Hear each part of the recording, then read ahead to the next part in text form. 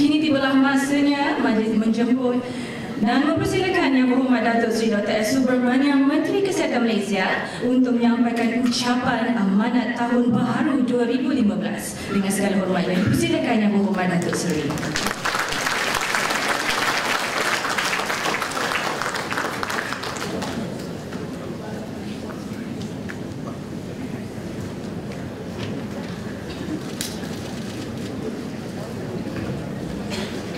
Terima kasih saudari dan saudara pengacara majlis. Selamat pagi, salam sejahtera, salam bahagia saya ucapkan kepada saudara-saudari saudara sekalian. Yang berhormat Datuk Seri Hilmi Menyayat Timbalan Menteri Kesihatan Malaysia, yang berbahagia Datuk Farida dan KSU, yang berbahagia Timbalan KSU, Timbalan pengarah kesihatan, ketua-ketua jabatan, pengarah-pengarah kesihatan negeri, tuan-tuan, puan-puan dan saudara-saudari sekalian. Terlebih dahulu saya ucapkan selamat tahun baru, kerana ini amanat tahun baru 2015 dan tahun yang mendatang with a big bang di dalam beberapa segi.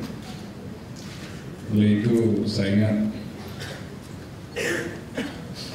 ada keperluan yang tinggi untuk kita bersama lihat macam mana kita akan menghadapi segala cabaran yang akan datang pada tahun ini dan macam mana kita boleh mengatasi. Tahun 2014 boleh dikatakan satu tahun yang kita tidak boleh lupa di dalam sejarah Malaysia.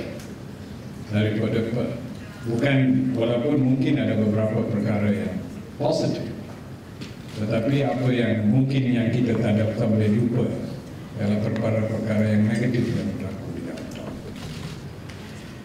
Khususnya di dalam NAS kapal terbang MH370, MH17, dan masa kita ingat kapal terbang sudah jadi selamat. Sebelum tahun tamat lagi satu yang melalui Asia, walaupun bukan daripada Malaysia, tetapi di dalam pentas dunia bila dikatakan Asia, ia diikat dengan Malaysia. So kita tak boleh lari daripada perhubungan itu. Dan di dalam perkara ini memang kita Kementerian telah memainkan peranan, khususnya di dalam MH17, di mana peranan Kementerian telah diminta kerjasama di dalam proses pengesahan Mangsa Nahas, dan ada satu kumpulan pasukan daripada Kementerian kita yang telah pergi ke Netherlands untuk menjalankan pemeriksaan ini. Dan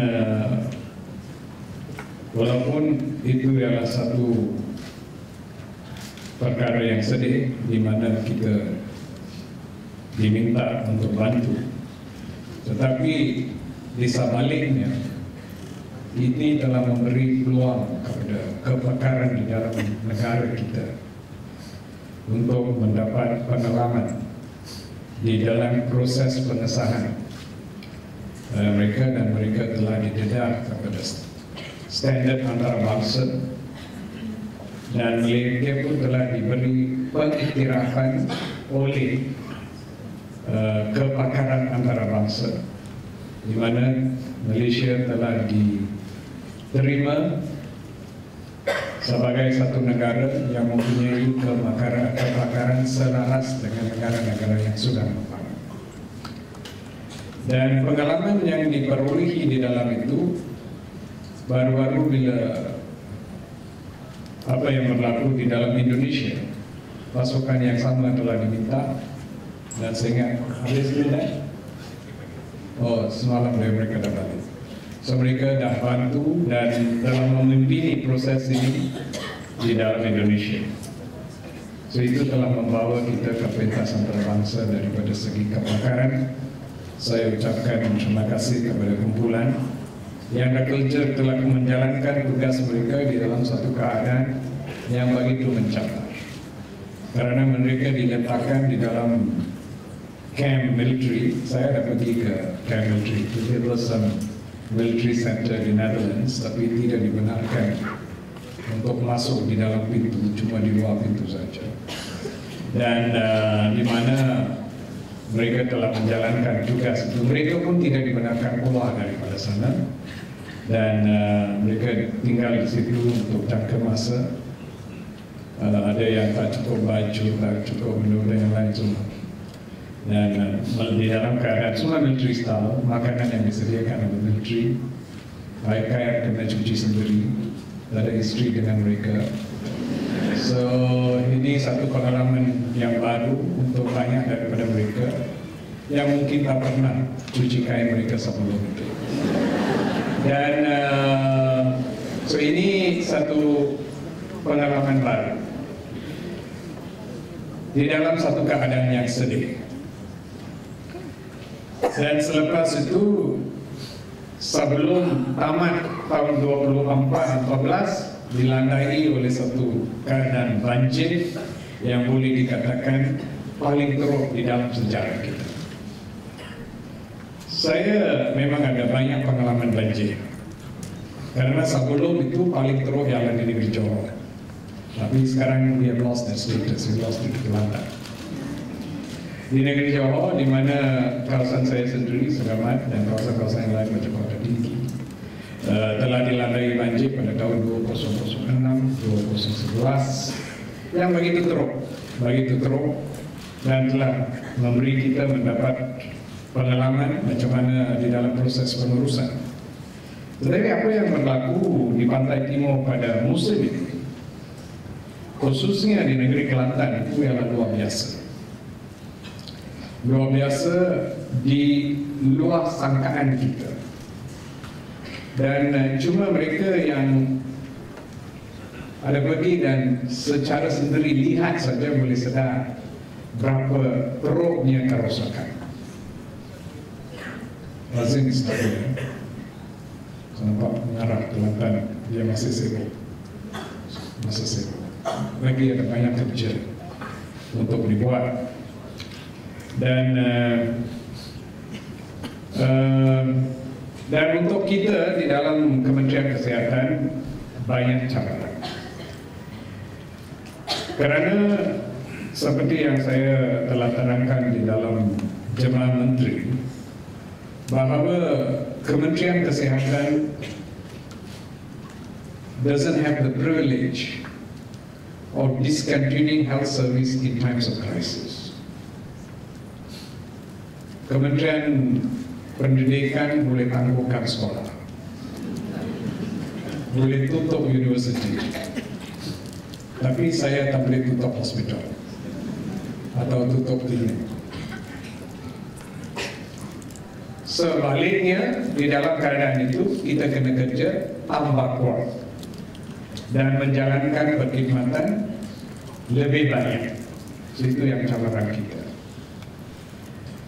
Dan semua saya dah pergi melawat lebih kurang semua kawasan di Kelantan. Saya pergi ke Musang, Kerai, Kota Baru, dan kawasan-kawasan berhampiran dengannya, di Pahang, Temerloh, Kuala Kurau, Pekan, Kelantan, dan sebagainya. Dan di Badan Menteri pun ada pergi, KSU ada pergi, Ketua Pengarah Kesihatan ada pergi, timbalan pengarah kesihatan, semua orang akan telah pergi ke kawasan-kawasan untuk pemantauan dan bantu di dalam proses pemulihan. Banjir ini telah memberi pelbagai jenis ajaran kepada kita di dalam macam mana kita boleh terus menjalankan perkhidmatan kesihatan di dalam keadaan. Karena cabaran banyak. Contohnya, klinik yang sudah ditenggelam. Bila klinik sudah tenggelam, kita masih kena teruskan perkhidmatan yang dijalankan oleh klinik itu. Bukan saja klinik tenggelam, rumah-rumah anggota kerja Kementerian Kesihatan, kesehatan di klinik dan hospital pun tenggelam juga. Dan oleh itu banyak daripada mereka telah dipindah. Semalam saya telah minta di dalam postcard jumlah mereka yang sebenarnya daripada Kementerian Kesihatan yang menjadi mangsa banjir. Saya diberitahu lebih daripada 5,000 orang. So 5,000 daripada anggota kesihatan telah menjadi mangsa banjir. At the heights of the floods di negeri Kelantan contohnya, kita tidak boleh berhubung atau dengan lebih kurang 60% daripada awasam. Kita tidak tahu mana mereka ada dan tidak boleh ada perhubungan dengan mereka. Itu satu cabaran yang besar. Nombor dua, untuk mereka yang sudah ada di hospital, contohnya yang hospital Pelancaran, mereka terkurung dari hospital kerana hospital sudah jadi satu pulau. Mereka pun tak boleh berhubung dengan isteri atau keluarga mereka di luar. So ini menjadikan satu isu yang besar, because there is no communication, and we cannot communicate. Then you fear the worst. That's a human mind. Or you keep on thinking, boleh ke jadi ini, boleh ke jadi, and that is more torturing than knowing the real situation. So itu satu isu yang besar yang kita telah menghadapi. As far as the staff is concerned, banyak orang rasa dan sebaliknya. Dan di dalam usaha kita untuk teruskan perkhidmatan kesihatan, of course we have major challenges. Cuba kalau saya boleh ambil untuk perkhidmatan di hospital, ambil hospital Pelancaran sebagai satu contoh, as a model. Karena hospital itu dikelilingi oleh air, tapi bangunan the walls were on top as an island. Klinik pergigian sudah tenggelam 100%. Dan semasa saya dan Datuk Seri Dr pergi melalui boat ke arah hospital dan melalui your klinik pergigian, we could actually touch the roof if we wanted to. We didn't do that. So that was how high it was. Dan di sebaliknya, behind the pharmaceutical store, and the forensic services were all there. Tapi hospital is still functioning. The wards are okay, the OT is okay, that's all okay. But then, untuk mereka meneruskan perkhidmatan, there was major challenges.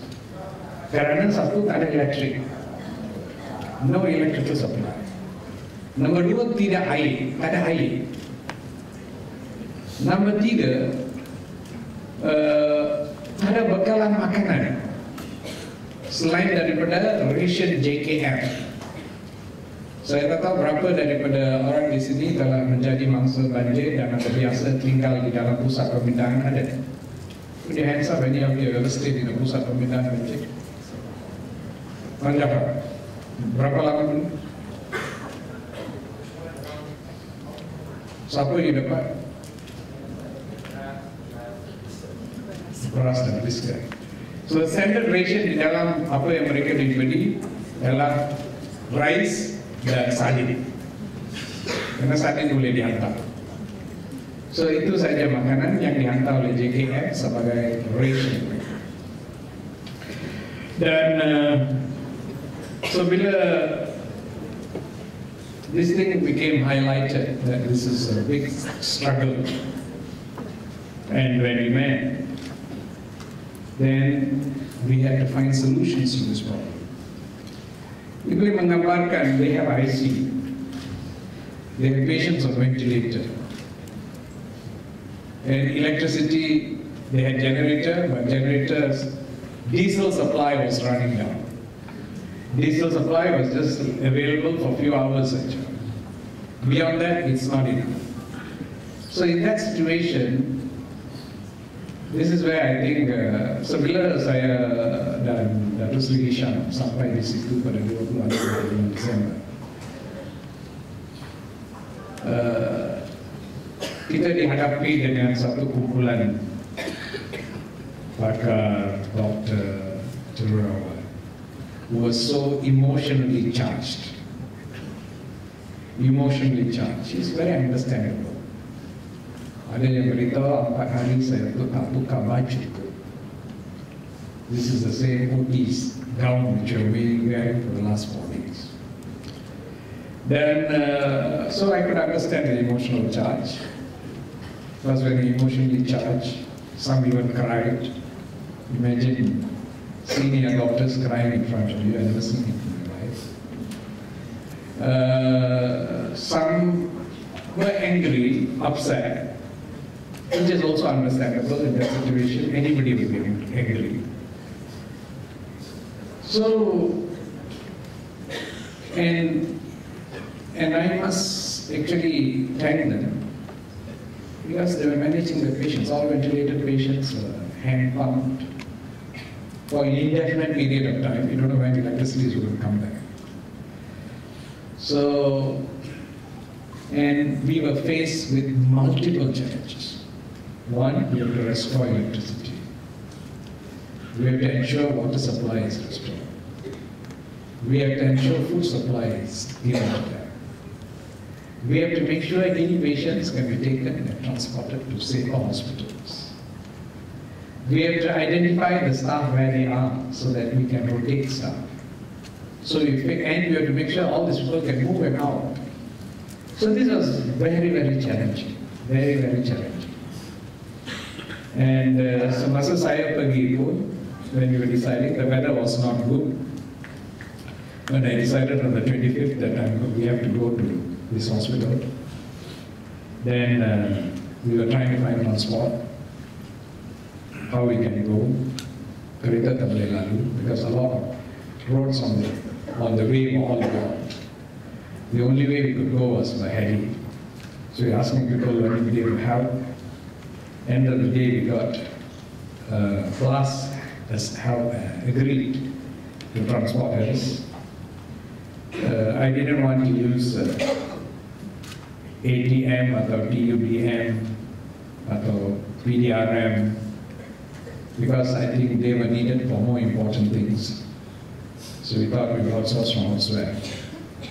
So, and it was one of the most challenging helicopter flights which we undertook because the weather was so bad. And I thought the helicopters are very safe in bad weather. Only about 2 weeks later, I read that another helicopter crashed. Then I was thankful, my God, how a risky journey which you have taken. Because that was also an equally bad weather. It was completely dark and we didn't know where we were going. Anyway, so we used that and went to reach there. And we knew from that point that although Tenaga Nasional will try its level best, they might not be able to solve the problems as fast as we want. We can't blame them because not one place. When you have the whole state is involved, so their challenges are huge. Likewise, we realize the water authority will not be addressed the water problem as fast as we want it to be addressed. And even the transportation, we realize, may not, because while I and Hisham were there was an arrangement made to airlift 2 patients who were ventilated to go to Kota Baru HUSL. So to go at that time, you would get out of the hospital, go on a boat, and then go to a place of helicopter landing, and from there the helicopter would come and then we go. So these people put the patients on the boat, they reached on the other side, then they got a message, helicopter cannot come because the weather is very bad. Because the helicopter had come from Kota Baru. They're flying between the areas. So the helicopter couldn't come. So what do? You bring back the patient again. So can you imagine how traumatic it can be? Traumatic to the doctors, traumatic to the patient, traumatic to the relatives who are involved. So it's a very emotionally traumatic experience. So after all this, we made a decision on the day itself that we cannot rely on the system to help us. Not that I'm complaining the system is not good, but the system is overwhelmed. Luar daripada keupayaan system. So we set in a series of things to do. So we organized our own heli services, which actually transport whatever we needed, from generator to water to food, from Kuala Lumpur to there. And then once it reaches there, it downloads this, takes up any patients who need, transport them to Kota Baru or bring them to KL. So we created a logistic arrangement like that. And I think, thank God there was support from KSU and GKSU and all that. For them also it's a totally new situation. We have to make serious decisions very suddenly. So with that, we started to take, including supplying vegetables and all from Kuala Lumpur. We told, okay, purchase the vegetables here, the non-perishable vegetables, and transporting. So after a few days, we got that system running.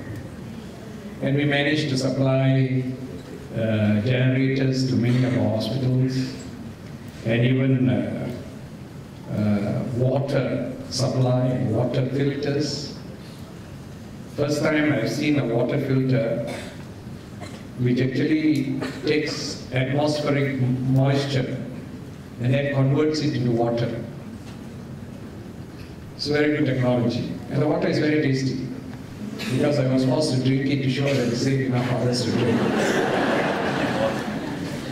So I drank it, and it was quite a tasty water. It actually draws, it can make 30 liters per hour, per day, 30 liters per day of drinking water.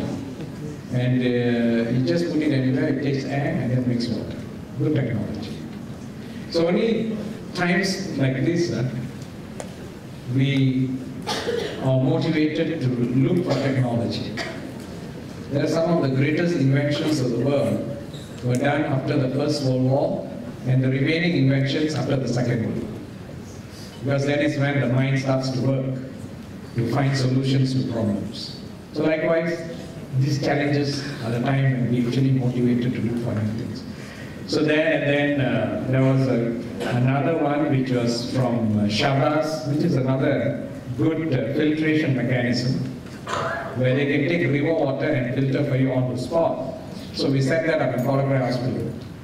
But unfortunately, by the time we set up the system to work, the water receded, so we couldn't have water or river water to filter.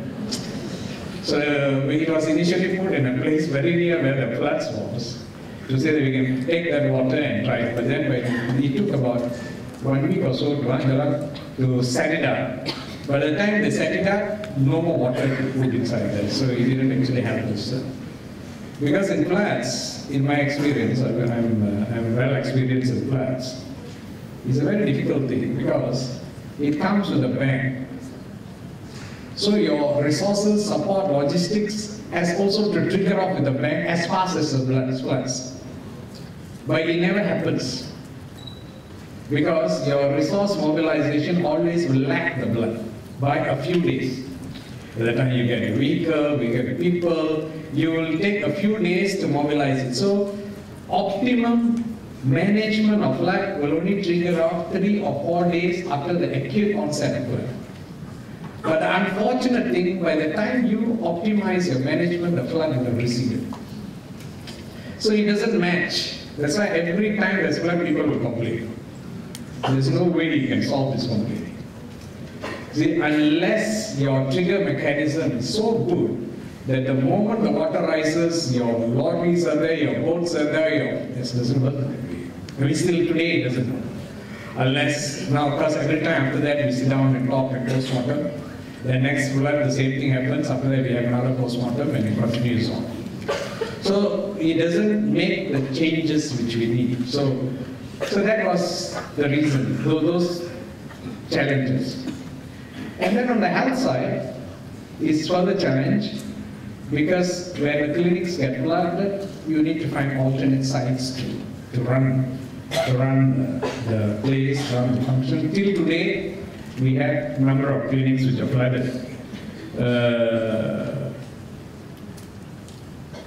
In our totally, we have approximately about 15 clinics, mainly clinics, which are completely destroyed. That means we have to rebuild these structures. Then those which require repair, from slight to major to serious. We have 4 hospitals, we have 108 clinics, and 1 Pejabat Kesihatan. So total 128 facilities within our ministry which has been damaged to some degree or totally because of this flood. And so we are now trying to get back our services back to normal. In some places we have put very innovative alternate structures. For example, there's one clinic kesihatan in Pelancaran. Terus Afrik, is it jalan? Hari.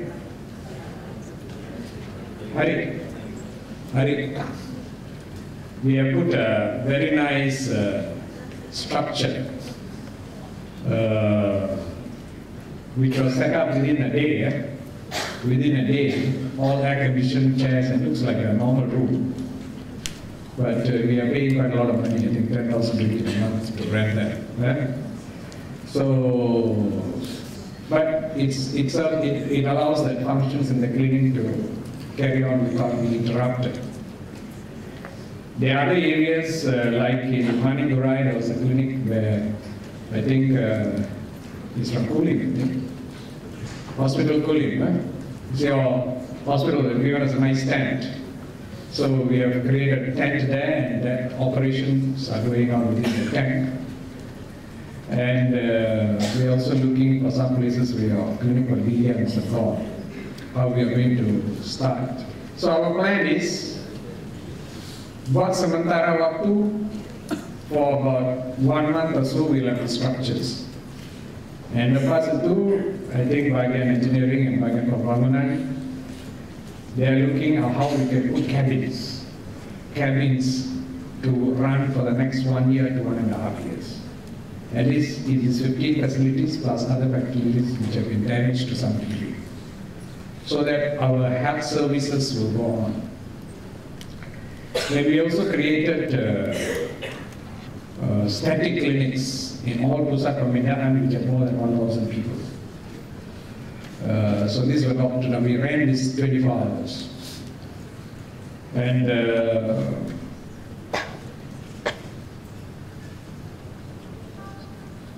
so slowly our services will get back to normal. But the suffering of the people is massive. I mean, imagine you come back to pusat pembinaan, your house is no more there. Literally no more there. There's one house in our clinic in Manipura, clinic Karangan, is it? No, Karangan. Clinic Karangan. There's a house which is 500 meters away. It's now sitting in our clinic. 500 meters away, the house. It has actually been relocated to now, taken out, 500 meters away, and is sitting in our clinic, although damaged. So that is the degree of damage it was. And you look at the place, it's worse than a war, you know, and you move where people don't have house, they don't have water. I went to one place, they were washing their plates in the water, called flood water, because there's no other source. No wonder we got this surge of leptospirosis which is going on now. So that kind of situation is something unimaginable. I've never seen anything like that before. I'm sure most others have never seen it. And we hope we don't see this again. It is so bad. And I'm sure our heart is with all those people who suffered this, who are still suffering, because there's no permanence. The government is doing a lot. We are going to build houses for them, put them in temporary shelters, and slowly that process will take off. So in this, I want to record two things. Satu is my sincere and deep appreciation for all our staff who actually sacrifice themselves, their family, and their time to meet up to these challenges. So I think although they are all not here, we all should give them a big applause and appreciation for what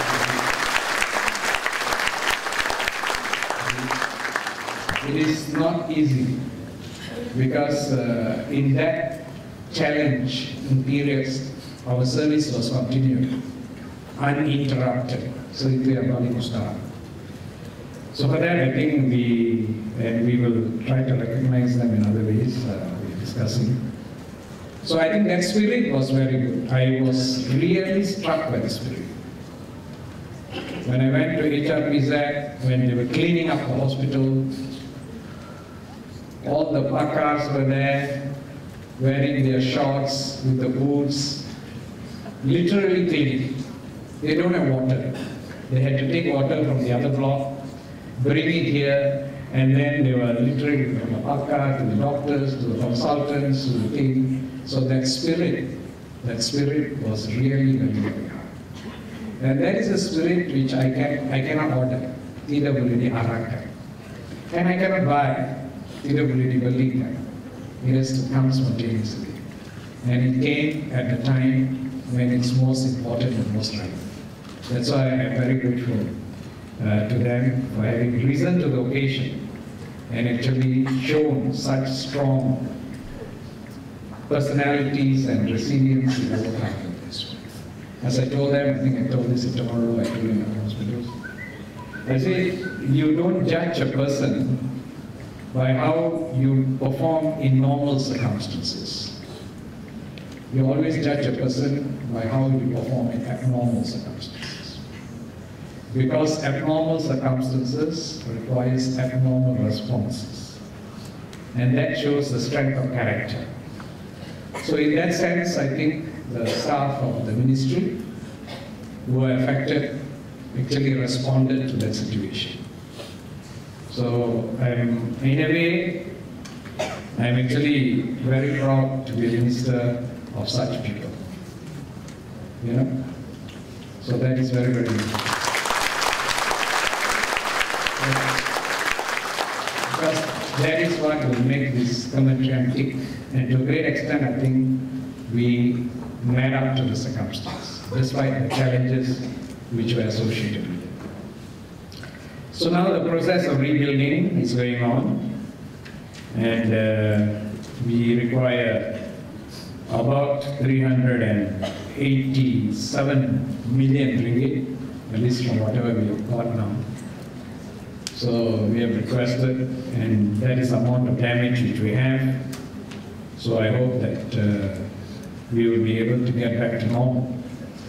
But we will be having a post-mortem on this probably towards the end of February when everything settles down, and get the experience of all those people involved so that we can plan for the future. As I've already announced, I want the Ministry of Health to be self-reliant in managing disasters. To how self-reliant, we will work it out. That means we will have our own systems which will be able to manage, not relying too much on the other existing logistics support. Because when that gets overwhelmed, then we are not able to perform our duties optimally. Because we are under a moral obligation and compulsion to ensure that our services don't get interrupted. So we have to ensure that. So this is what we will do. The other thing which I want to touch is our economy. As you know, PM made a speech 2 years ago about the Malaysian economy. The primary reason is because of the falling oil price. When the 2015 budget was drafted in somewhere June, July, August last year, it was based on a global economy where the oil price was about $100 a barrel. Now the oil price is $48 a barrel. So there's a drop of $52 a barrel. And this has got net effect on how the global economy wholesale and ourselves itself. So PM actually told us that that loss will actually lead to a reduction in the money which we get from petroleum by about 13.8 million if we use the old figures. Because now we are going to do subsidy rationalization, which the government is not going to subsidize petrol the way it used to do. After taking all that into consideration, we still will lose about 8.3 billion ringgit in revenue from petroleum. So there will be others. So there was a need to readjust the economy. This is something we got no choice. No choice. We have to do it. So PM announced a few measures, but we were quite happy with the announcement. One, there's still going to be a positive growth. Previously we thought it will be 5 to 6%. Now it's about 4.5 to 5%. So still we got a positive growth. Our deficit level, which the government was very worried, and we thought based on former economic figures, we can put a deficit of 3.0. Now without this, the government readjusted it to 3.2, which is still far better than the deficit of 2014, which was 3.4. So we see a reduction in deficit, but not as high as what we thought it would be for 2015. So to ensure that all these things are met, of course, he announced a lot of things.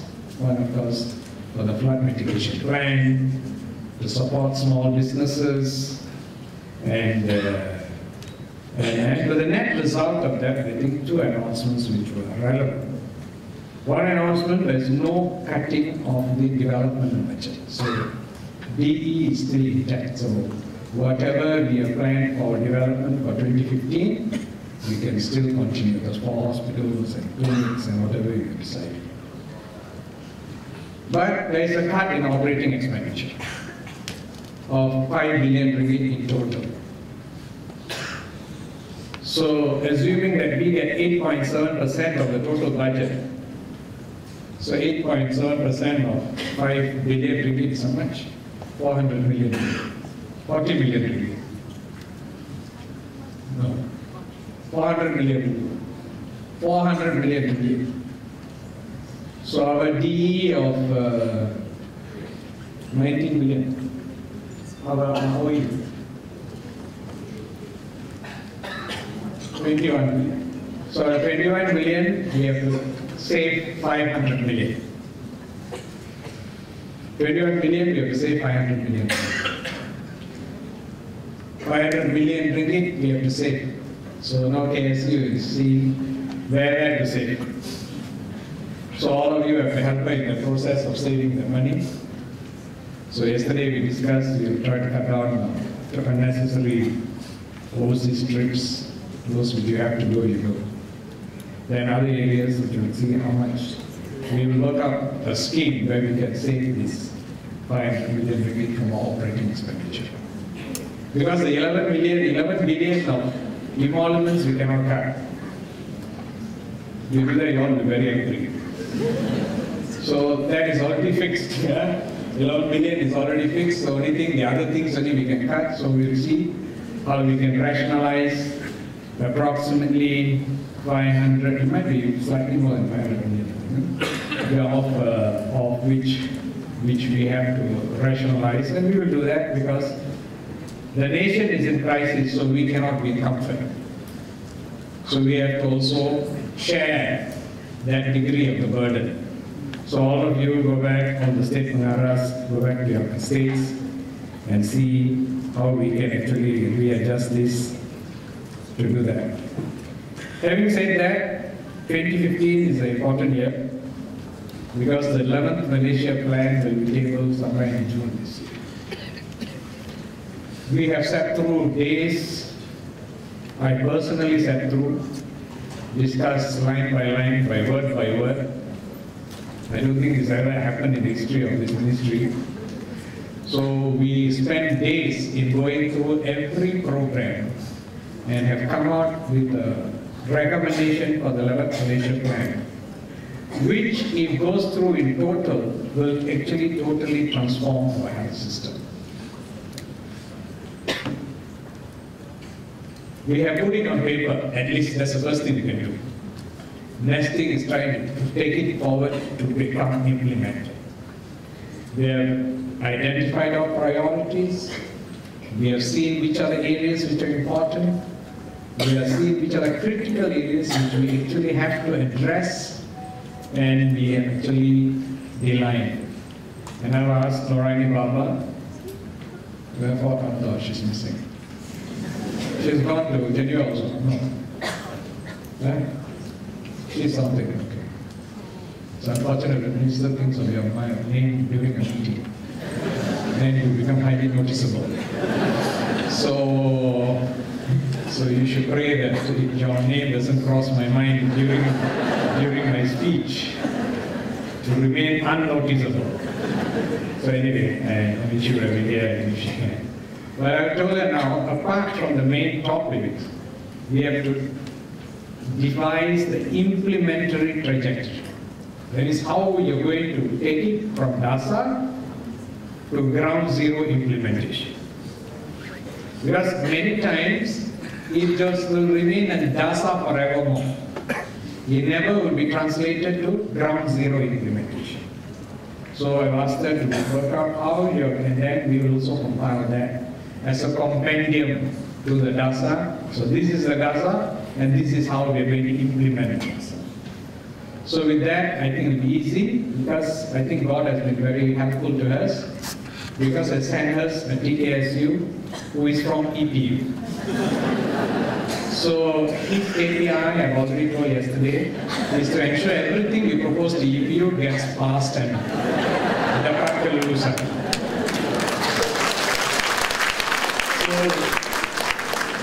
So he has very bravely accepted my challenge. So I think so that will help us in ensuring that whatever cadangan yang kita diberi akan mendapat pertimbangan yang sewajarnya. So that is important, so that next year we will be going on to Big Bang on another challenge. So before I end my speech, we are launching a Tabung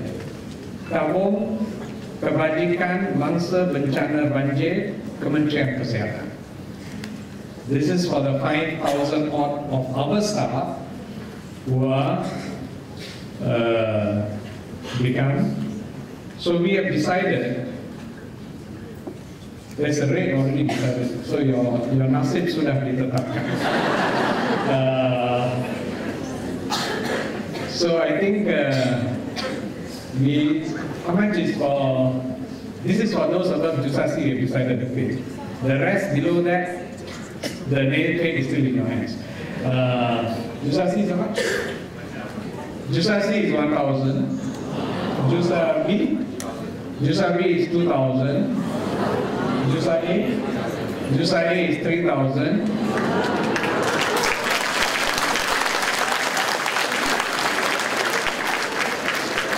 KSU and KP 5,000. Timbalan Menteri 7,000. And Menteri 10,000. Already decided. For those below that, you have to show your thing. Our aim, minimum we want to collect 3 juta ringgit. Which we can, because we got 250,000 staff. 270,000 staff. Kalau satu orang bagi 10 ringgit is 2.7 million ringgit. So that doesn't mean you give 10 ringgit. So those who are higher, we already showed you the guidance. So, so that is the. So we will tell, and all the state pengarahs have to follow suit, and then we will find out our staff. They lost houses, lost whatever it is. We'll use that and help them and support. Okay? And I'm sure with all your kind-hearted people, we will definitely get more than 3 million ringgit. I'm quite confident. So dengan kata-kata itu sekali lagi saya ucapkan terima kasih, ucapkan selamat tahun baru, dan berharap tahun ini adalah satu tahun yang membawa pelbagai jenis kebaikan dan rezeki kepada kita semua. Salam sejahtera, salam bahagia, salam kesehatan.